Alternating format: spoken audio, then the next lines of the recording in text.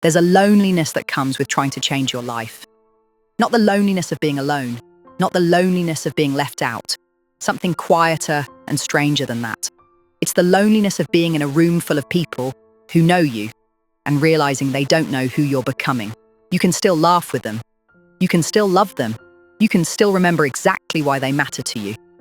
But somewhere underneath the conversation, you feel a distance that wasn't there before. If you're in that place now, you are not ungrateful. You are not becoming cold. And you are not the only person who has felt guilty for growing in a direction that other people don't understand. This is one of the most normal and least talked about parts of changing your life.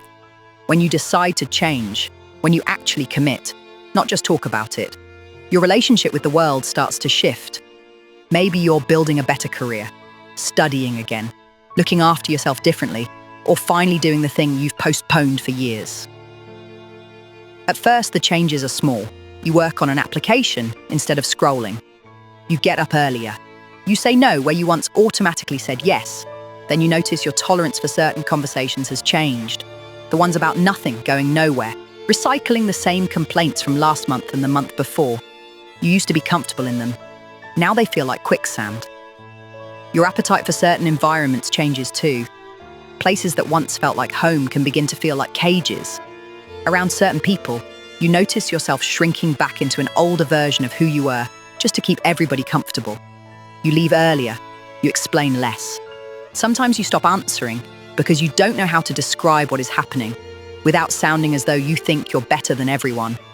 And that matters, because growth can easily be misunderstood by other people and by us.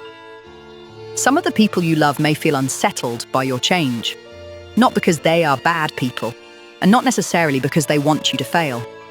Your growth changes the role you used to play in their life, and they may not know where they fit anymore.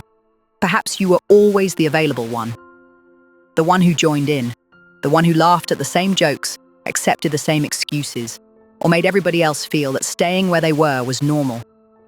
When you stop playing that role, the relationship has to adjust. That can feel like rejection to somebody who never asked for things to change. Sometimes seeing you move makes other people examine choices they are not ready to face. Sometimes they are afraid of losing you, and sometimes they can see a genuine problem that you have missed. That last part is important. Not everyone who questions you is trying to hold you back. Honest people will sometimes tell you things you don't want to hear. Growth is not refusing every uncomfortable opinion. Growth is learning which voices deserve your attention. Concern asks questions and still respects your right to choose. Control mocks you, punishes you, or uses guilt to push you back into the role that suited them. Knowing the difference can save a good relationship and save you from abandoning yourself to preserve a harmful one. There is a period when neither world feels fully like home. You no longer fit comfortably inside your old routines, but the new life is not solid yet. You may not have the job, the circle, or the evidence that your effort is leading somewhere. You're standing between an identity you understand and one you have not grown into yet. That is a specific kind of lonely that nobody warns you about. It can make you question whether changing was a mistake. You may feel tempted to return to habits that kept you stuck simply because they are familiar. Familiar does not always mean right. Sometimes it only means rehearsed. But loneliness is not proof that every decision you are making is correct. It is not permission to cut everybody off, call yourself misunderstood, and stop listening. That is not growth. That is isolation wearing the clothes of self-improvement. Real growth makes you more honest, not more superior. It asks you to protect your direction while remaining humble enough to learn. So what do you do while you're living in that uncomfortable middle? First, don't make permanent decisions from temporary loneliness.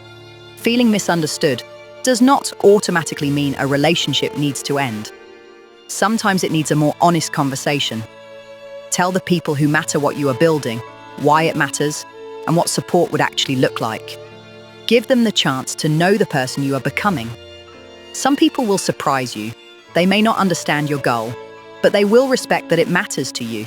They will adjust. Second, protect the small promises you have made to yourself. Loneliness makes old habits look comforting. This is where simple routines matter. Finish the application. Go to the class. take the walk, keep the appointment, do the next small thing you said you would do, especially on the days when nobody is encouraging you. You do not need to feel powerful every day. You need evidence that you can trust yourself. Every kept promise becomes a piece of that evidence. Third, build new belonging deliberately. Do not wait for the right people to discover you. Enter environments connected to the person you are becoming. Join the course. Attend the event. Volunteer. Ask a question. Start one conversation. Your new circle is unlikely to appear inside exactly the same routine you are trying to outgrow. And don't look only for people who are identical to you. Look for movement. Look for honesty. Look for people who are willing to learn, take responsibility, and keep going. They do not have to be traveling in your direction. They just need to respect that you are moving. The loneliness is not permanent. When you keep going, you start to find your people in new places, through different conversations, and in communities built around what matters to you now.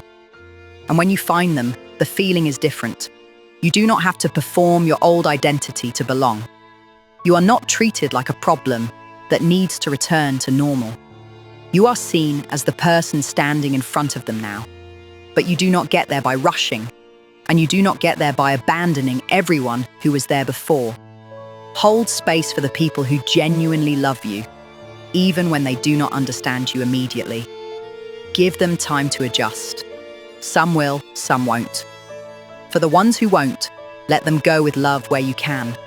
Not bitterness, not a speech about how they failed to grow. They were there for a version of you that needed them at the time, and that is still worth something. The goal is not to surround yourself with people who validate every decision. The goal is to be close to people who are honest with you, want the best for you, and are also moving. Stagnation is contagious. So is growth. Choose your proximity carefully. If this has hit close to home, I want you to remember something. The fact that you are questioning an old life does not mean you have failed to appreciate it. It may simply mean you have learned everything that version of your life could teach you. This loneliness does not automatically mean you are doing everything right. But it does not mean you are going the wrong way either. Sometimes it is simply the space between an old life that no longer fits and a new one that has not fully formed yet. So don't mistake unfamiliarity for failure. And don't return to an old version of yourself simply because it feels less lonely there. Subscribe if you want more of this. No hype, no fake energy, just the truth. Don't wait to feel ready. Rise anyway. This is Arizin.